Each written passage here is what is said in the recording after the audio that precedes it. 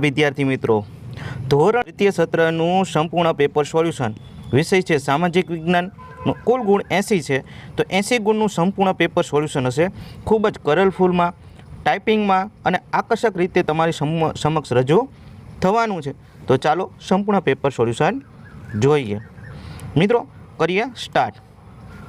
પહેલો મિત્રો પ્રશ્ન છે કે નીચે આપેલા દરેક પ્રશ્નના ઉત્તર આપેલા વિકલ્પમાંથી સાચો વિકલ્પ શોધવાનો છે. દરેકના 1 ગુણ છે. 8 ગુણના પ્રશ્નો આવા રહેવાના છે. જેમ કે જૈન ધર્મના 24મા અને છેલ્લા તીર્થકર કોણ હતા? તો મહાવીર સ્વામી હતા. ગિરનાર એટલે કે જૂનાગઢના પુષ્પગુપ્તે કયા તળાવ બંધાવ્યું હતું? તો સુદર્શન તળાવ બંધાવ્યું હતું. બરાબર. પછી કયો ગુપ્ત શાસક વિક્રમાદિત્ય પણ કહેવાય છે? તો ચંદ્રગુપ્ત બીજો છે. નીચેનામાંથી કઈ કલાનો સમાવેશ નિદર્શન કલામાં કરી શકાય છે? તો નૃત્ય કલાનો કરી શકાય છે. નેક્સ્ટ પ્રશ્ન જોઈએ. પ્રશ્ન નંબર 5 છે કે પીડમોન્ટ ઉચ્ચ પ્રદેશમાં કયો દેશ આવેલો છે? તો USA છે. છઠ્ઠો પ્રશ્ન છે કે પૃથ્વીના કોઈ પણ ભાગના સપાટ કાગળ પર આલેખનને શું કહે છે? તો નકશો કહેવામાં આવે છે. 7મું છે નગરપાલિકાના વડાના પ્રમુખને કાર્યકાળ કેટલા વર્ષનો હોય છે? તો 2.5 વર્ષનો રહેશે. અને ગામડામાં લોકો નીચેના પૈકી કયું કામ વધારે કરતા જોવા મળે છે? તો ખેતી કરે છે. નેક્સ્ટ પ્રશ્ન 2 છે કે યોગ્ય શબ્દ વડે નીચેના વિધાનોની ખાલી જગ્યા પૂરો. દરેકનો 1 ગુણ છે. 8 ગુણની ખાલી જગ્યા છે.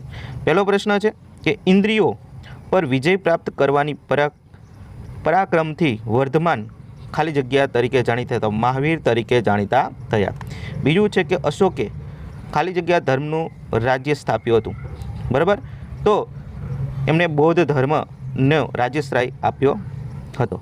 ત્રીજું છે કે ગુપ્ત સમયમાં ગુજરાતનું બંદર ખંભાત ખાલી જગ્યા તરીકે ઓળખાતું હતું. સ્તંભ તીર્થ તરીકે ઓળખાતું હતું.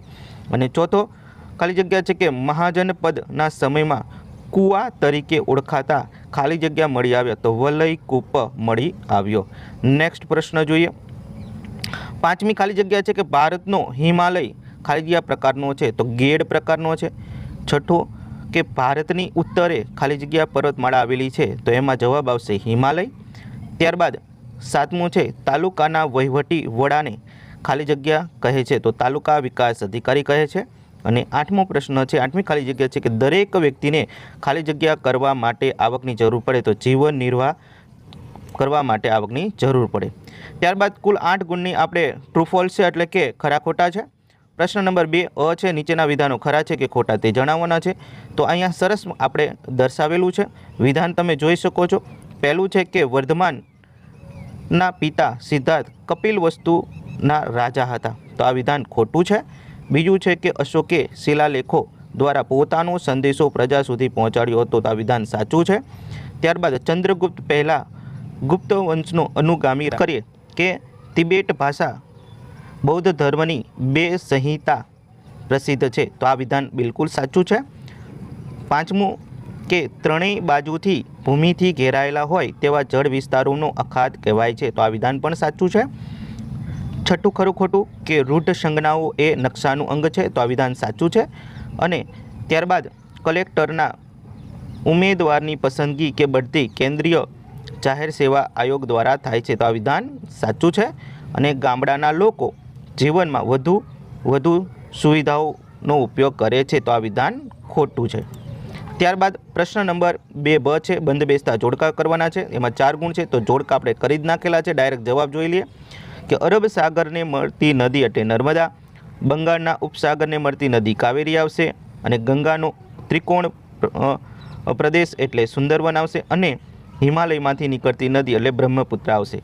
ત્યારબાદ રેખાંતિક નકશાની વિગતો તમારે અહીંયા દર્શાવવાની છે. તો આપણે અહીંયા દર્શાવેલો છે નકશો આપ જોઈ શકો છો. તો આ રાજસ્થાન છે, આ જગ્યાએ આવશે. અમદાવાદ છે, આ જગ્યાએ આવશે. સાપુતારા છે, આ જગ્યા આવશે. ત્યારબાદ દખ્ખણનો ઉચ્ચ પ્રદેશ છે તે અહીંયા આવશે. ત્યારબાદ કાવેરી નદી છે એ અહીંયા આવશે. નેક્સ્ટ પ્રશ્ન જોઈએ. પ્રશ્ન નંબર 3 નીચેના પ્રશ્નોના 1-2 વાક્યમાં ઉત્તર લખવાના છે. 8 ગુણનો પ્રશ્ન છે એટલે 2 ગુણના પ્રશ્નો રહેવાના છે. ગૌતમ બુદ્ધ અને મહાવીર સ્વામીએ કઈ ભાષામાં ઉપદેશ આપ્યો? પ્રાકૃત અને અર્ધમાગધીમાં. ત્યારબાદ બીજો છે વર્તમાન સમયમાં ગ્રાન્ડ ટ્રંક રોડ કયા નામે ઓળખાય છે? દિલ્હી કોલકાતા સુધીનો રાષ્ટ્રીય ધોરીમાર્ગ. અને ગુપ્ત સંવંતની શરૂઆત કોણે કરાવી હતી? તો ચંદ્રગુપ્તે પહેલાંએ કરાવી હતી. નેક્સ્ટ પ્રશ્ન જોઈએ. ત્યારબાદ મોસ્ટ આઈએમપી છે કે ગુપ્ત શાસનમાં કઈ કઈ વિશિષ્ટ ખેત પદ્ધતિઓ જોવા મળે છે? તો વાર્ષિક, ત્રિવાર્ષિક અને પંચવાર્ષિક જોવા મળે છે. પાંચમો પ્રશ્ન છે ઉચ્ચ પ્રદેશના પ્રકારો જણાવો. તો 3 પ્રકાર છે કે આંતર પર્વતીય, પર્વત પ્રાંતીય અને ખડકીય છે. ત્યારબાદનો પ્રશ્ન જોઈએ મિત્રો. આપણે એક પ્રશ્ન જે રહી ગયો છે એ જોઈએ. તો તેની અંદર નિક્ષેપણનું મેદાન કોને કહે છે? દ્રષ્ટાંત આપો. તેમાં અહીંયા જોઈ શકો છો કે નદી, હિમનદી અને પવન જેવી સામગ્રી ઢસડીને એક જગ્યાએથી બીજી જગ્યાએ લાવે છે તે સમુદ્રના નીચાના ભાગોમાં પથરાય છે. આ પ્રમાણને નિક્ષેપણથી રચાયેલા મેદાનો અથવા નિક્ષેપણ મેદાન કહે છે. દાખલે ભારતનો ગંગા અને યમુનાનો ભાગ એ નિક્ષેપ મેદાનો કહેવાય છે. ત્યારબાદ પ્રશ્ન નંબર 7 જોઈએ 1-2 વાક્યમાં કે ભારતના પૃષ્ઠભૂમિની વિવિધતાઓ કઈ કઈ છે? તો કે એમાં પર્વતો છે, ઉચ્ચ પ્રદેશો છે, મેદાનો છે, રણ પ્રદેશો, સમુદ્ર કિનારો, ખીણો છે વગેરે એ ભારતની વિશેષતાઓ છે. 8મો પ્રશ્ન છે કે મામલતદાર કઈ કક્ષાના વહીવટી અધિકારી કહેવાય? તો એ તાલુકા કક્ષાના વહીવટી અધિકારી કહેવાય. 9મો પ્રશ્ન છે સ્થાનિક સ્વરાજ્યની સંસ્થા કોને કહે છે? તો જવાબ લખીશું કે સ્થાનિક કક્ષાએ લોકો દ્વારા ચૂંટાયેલા પ્રતિનિધિઓ દ્વારા જે વહીવટ થાય છે તેને સ્થાનિક સ્વરાજ્યની સંસ્થાઓ કહે છે. નેક્સ્ટ પ્રશ્ન જોઈએ. કેવી વ્યક્તિને રોજગારી મેળવવામાં સરળતા રહે? તો કે શિક્ષિત અને વિવિધ પ્રકારનું કૌશલ્ય ધરાવતી વ્યક્તિને બરાબર રોજગારી મળે છે. નેક્સ્ટ પ્રશ્ન જોઈએ. પ્રશ્ન 4 છે. ટૂંકમાં ઉત્તર આપવાના છે ગમે તે 5 અને અહીંયા તમને દરેકના 3 ગુણ મળવાપાત્ર છે. પહેલો છે પ્રશ્ન કે ગુપ્ત યુગને ભારતીય સંસ્કૃતિનો સુવર્ણયુગ શા માટે કહેવામાં આવે છે? તો જવાબ વિદ્યાર્થી મિત્રો લખીશું કે ગુપ્ત યુગમાં શાંતિ અને સલામતી હતી, વેપાર ઉદ્યોગનો વિકાસ થયો. ત્યારબાદનો મુદ્દો છે કે કલા, સ્થાપત્ય, સાહિત્ય અને વિજ્ઞાન ક્ષેત્રે ભૂતપૂર્વ પ્રગતિ થઈ. ત્યારબાદનો મુદ્દો છે કે આર્યભટ્ટ, વરાહમીર, કાલિદાસ જેવા મહાન વિદ્વાનો પણ થયા અને આથી ગુપ્ત યુગને સુવર્ણયુગ કહે છે. ત્યારબાદનો કે પ્રાચીન ભારતમાં કયા કયા વિદેશી મુસાફરો, પ્રવાસીઓ આવ્યા હતા? તો જવાબ લખીશું કે પ્રાચીન ભારતમાં મેગેસનીસ, ફાહિયાન, યુએનસાંગ અને ઇત્સાંગ જેવા વિદેશી મુસાફરો આવ્યા હતા. ત્યારબાદનો પ્રશ્ન છે ત્રીજો, ટૂંકમાં જવાબ આપો. તો કે સંયોગી ભૂમિ કોને કહેવાય છે? દ્રષ્ટાંત છે. તો જેમ કે જે 2 સ્થળોને જોડતી સાંકડી ભૂમિપટ્ટીને સંયોગ ભૂમિ કહે છે. દાખલા ઉત્તર અમેરિકા અને દક્ષિણ અમેરિકાનો ખંડમાં આવેલા પનામા એ સંયોગ ભૂમિ છે.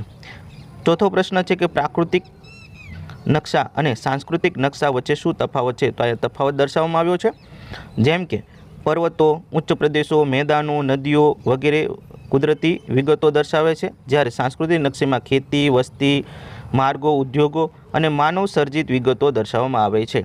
5મો પ્રશ્ન છે ગ્રામ પંચાયતના ગમે તે 4 કાર્યો જણાવો. તો જવાબ લખીશું કે ગામમાં પાણીની વ્યવસ્થા કરવી, રસ્તાઓની સફાઈ અને ગંદા પાણીનો નિકાલ, જાહેર માર્ગ પર દીવાબત્તી એટલે કે સ્ટ્રીટ લાઇટની વ્યવસ્થા કરવી અને જન્મ મરણની નોંધણી કરવી. નેક્સ્ટ પ્રશ્ન છે 6થો કે રામનગર અને ગામના જગાભાઈ શું વ્યવસાય કરે છે? તો કે રામનગર ગામના જગાભાઈ ખેતી કરે છે અને તેની સાથે સાથે પશુપાલન વ્યવસાય કરે છે. 7મું છે કે રૂડીબહેન અને લખીમાં કેવી રીતે જીવન નિર્વાહ કરે છે? રૂડીબહેન અને લખીમાં દરિયા કિનારે માછલી પકડવાનો વ્યવસાય અને કરીને પોતાનું અને પોતાના પરિવારનું ગુજરાન જીવન વિવાહ ચલાવે છે. નેક્સ્ટ પ્રશ્ન 5 છે કે નીચેના પ્રશ્નના ઉત્તર 6-7 વાક્યોમાં તમારે લખવાના છે. ગમે તે 4 છે, દરેકના 4 ગુણ રહેવાના છે. તો કે ગૌતમ બુદ્ધ અને મહાવીર સ્વામીનો ઉપદેશ શી સમાનતા હતી? તો જવાબ લખીશું કે બંનેમાં અહિંસા અને સત્ય પર ભાર મૂક્યો છે. બંનેએ લોકોને પ્રાકૃતિક અને અર્ધમાગધી ભાષામાં ઉપદેશ આપ્યો છે. બંનેએ સાદું અને પવિત્ર જીવન જીવવાનો આગ્રહ રાખ્યો છે અને બંનેએ કર્મકાંડ અને પશુબલિ અને જ્ઞાતિ પ્રથાનો વિરોધ કર્યો છે. ત્યારબાદનો પ્રશ્ન છે મૌર્ય વંશનું પતન કેવી રીતે થયું? તો જવાબ લખીશું વિદ્યાર્થી મિત્રો કે અશોક પછીના રાજાઓ જે નિર્બળ અને અયોગ્ય હતા. બ્રાહ્મણ સેનાપતિ પુષ્યમિત્ર શૃંગે છેલ્લા મૌર્ય સમ્રાટ રોહિતની હત્યા કરી હતી. સામ્રાજ્યના જુદા જુદા ભાગોમાં બળવા થયા હતા અને કેન્દ્રીય સત્તા નબળી પડતા વિશાળ સામ્રાજ્યનું પતન થયું હતું. તો વિદ્યાર્થીઓ પ્રશ્ન ટૂંકમાં છે, 6-7 વાક્યમાં તમારે જવાબ લખવાના છે. તો એ જોઈએ. ટૂંકનો લખો. જે ભારતના સ્થાપત્યો પૂછાયા છે તો એમાં મુખ્ય મુદ્દાઓ આપણે જોઈ લઈએ કે હડપ્પા સંસ્કૃતિના નગરોની ગટર યોજના, સ્નાનાગારો, અનાજના કોઠારો એ ઉત્તમ હતા. અશોકનો શિલાલેખ અને સ્તૂપો બૌદ્ધ સ્તૂપો એ નમૂના હતા. અને ગુપ્ત કાળમાં ભીતગાંવ અને દેવગઢ મંદિરો જાણીતા હતા. ત્યારબાદનો નકશામાં કઈ કઈ રીતે ઉપયોગી છે, તો નકશો છે એ કોઈ અજાણ્યા સ્થળે જવા માટે માર્ગદર્શક બને છે. પર્વતો, નદીઓ અને ભૌગોલિક સ્થાન જાણી શકાય છે. અને ત્રીજું છે દેશની સરહદો અને રાજ્યોની માહિતી મેળવી શકાય છે. પાંચમો છે ટૂંક નોંધ લખો ભારતની આબોહવા અને ઋતુઓ. તો જવાબ લખીશું ભારતની મુખ્ય 3 ઋતુઓ છે: શિયાળો ડિસેમ્બરથી ફેબ્રુઆરી, ઉનાળો માર્ચથી મે અને ચોમાસું જૂનથી સપ્ટેમ્બર. ઓક્ટોબર, નવેમ્બર પાછા ફરતા મોસમી પવનોની ઋતુ કહેવાય છે. તો વિદ્યાર્થી મિત્રો, આ જ હતું આપણું સામાજિક વિજ્ઞાનનું ધોરણ 6નું સંપૂર્ણ પેપર સોલ્યુશન. વાર્ષિક પરીક્ષામાં તમે ખૂબ જ સારા માર્ક્સે પાસ થાવ તેવી આપણે અભિલાષા રાખીએ છીએ. વર્ષ 2025ની પરીક્ષા માટે તમને ખૂબ ખૂબ અભિનંદન આપું છું. જો તમે હજી સુધી આપણી આઈએમપી એજ્યુકેશન ચેનલને સબસ્ક્રાઈબ ન કરી હોય તો સબસ્ક્રાઈબ કરી દો, ચેનલને લાઇક કરી દો અને વિડીયોને લાઇક કરી દો અને વિડીયોને શેર કરી દો તમારા મિત્રો સાથે, જેથી કરી તેમને પણ સરસ માહિતી મળતી રહે.